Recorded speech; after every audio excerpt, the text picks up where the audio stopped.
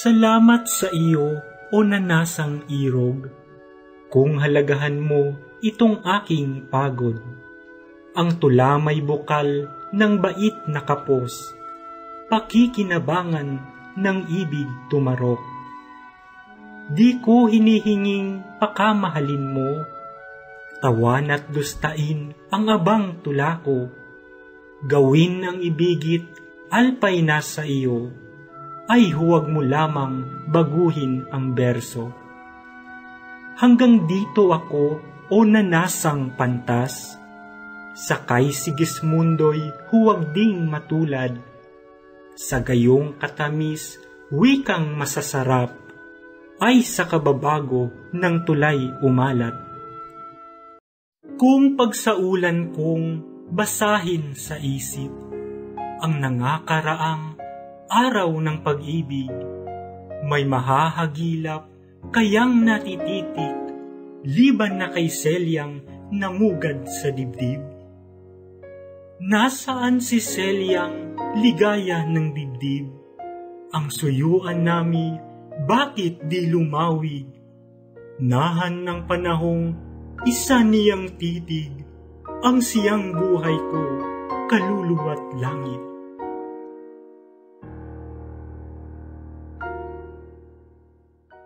Itong di matiis na pagdaralita, nang dahil sa iyo o nalayong tuwa, ang siyang umakay na ako'y tumula, awitin ang buhay ng isang naaba.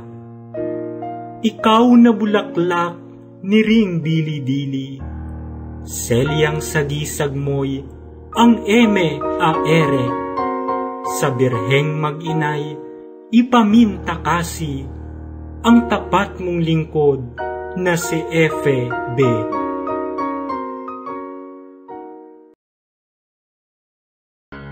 Sa isang madilim, gubat na mapanglaw, dawag na matinik ay walang pagitan, halos naghihirap ang kay Febong silang, dumalaw sa loob na lubhang masukal. Karamihay sipres at higerang putad, na ang lilim niyon ay nakasisindak. Ito'y walang bungat, dahoy malalapad, na nakadidilim sa loob ng gubat. Ang mga hayop pang dito'y gumagala, karamihay siyerpet, basilisko'y madla, yena't tigreng ganit na nagsisisila ng buhay ng tao't daiging kapwa. Ito'y gubat manding sa pinto'y malapit, sa Avernong reyno ni Plutong masungit, ang nasasakupang lupa'y dinidilig, ng ilog kositong kamandag ang tubig.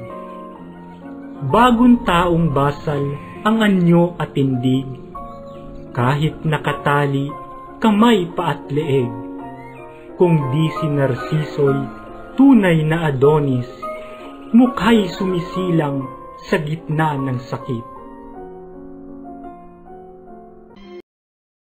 Dangan dooy walang Oriedas ninfas, gubat na palasyo ng masidhing harpias, nangaawa disit na akay lumiyag, sa himalang tipon ng kariktat hirap. May ganting langit, bangis mo'y nasaan? Ngayoy naninig sa pagkagulaylay. Bago'y ang bandila ng lalong kasamaan. Sa reynong Albanya'y iwinawagayway. Sa loob at labas ng bayan kong sawi, kaliluhay siyang nangyayaring hari. Kagaling at bait ay nalulugabi, ininis sa hukay ng dusat bighati.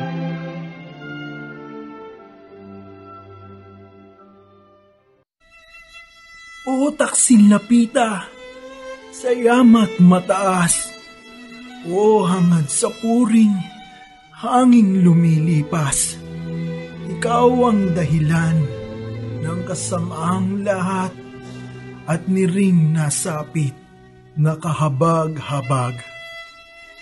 Sa korona dahil ng Haring Linseo at sa kayamanan ng Dukeng ama ko, ang pinangahas ng Konde Adolfo, sa bugan ng sama ang Albanyang reyno.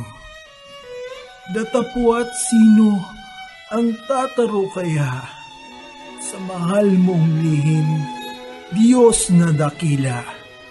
Walang mangyayari sa balat ng lupa, di may kagalingang iyong ninanasa.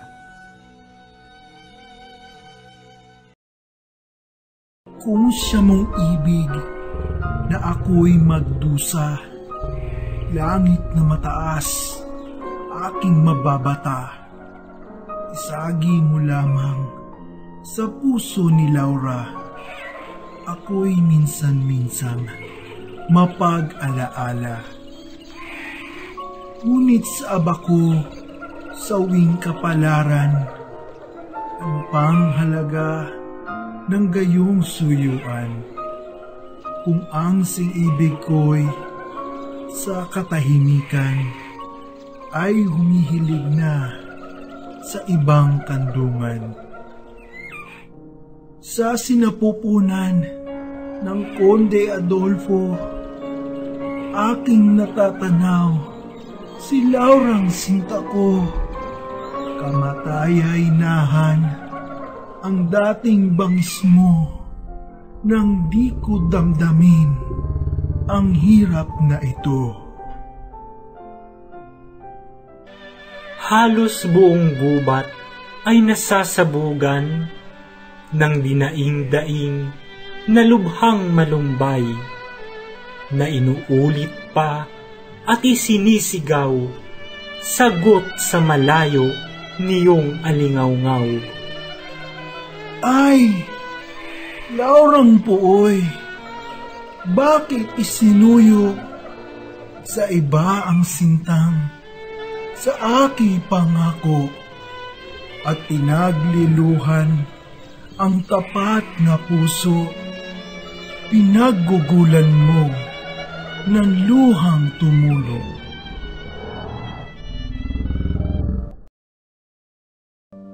Di ko akalaing iyong sasayangin. Maraming luha mong ginugol sa akin. Taguring madalas na ako ang giliw. Mukha ko ang lunas sa madlang hilahil. Makailan, Laurang sa aki iabot. Basa pa ng luha, bandang isusuot. Ibinibigay mo ay naghihimutok, takot masugatan sa pakikihamok. Hanggang ako'y walat, nakikipaghamok, nag-aapuhap ka ng pang-aliw-loob. Manalo man ako'y kung bagong nanasok, nakikita mo na'y may dala pang takot. Buong panganib mo'y baka nagkasugat, di maniniwala kung di masiyasat. At kung magkagurlis ng munti sa balat, hinuhugasan mo ng luhang nanatak. Wala na, Laura. Ikaw na nga lamang ang makalulunas ni ring kahirapan. Damhin ang kamay mo ang aking katawan at bangkay man ako'y muling mabubuhay. Sa puno ng kahoy ay napayo-kayo, ang leeg ay supil ng lubid na gapos. Bangkay na mistulat, ang kulay na burok, ng kaniyang mukha'y naging puting lubos.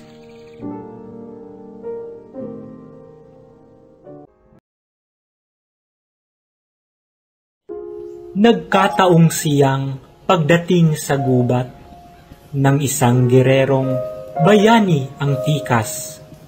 Putong na turbante ay kalingas-lingas, pananamit Moro sa Persyang syudad. Pinigil ang lakad at nagtanaw-tanaw, anaki ni Nita ng pagpapahingahan. Di kaginsa-ginsay ipinagtapunan, ang pikat adargat nagdaok ng kamay. Malaoy humilig, nagwalang bahala, di rin kumakati ang batis ng luha. Sa madlang himutok ay kasalamuha, ang wikang, Pleriday, tapos na ang tuwa.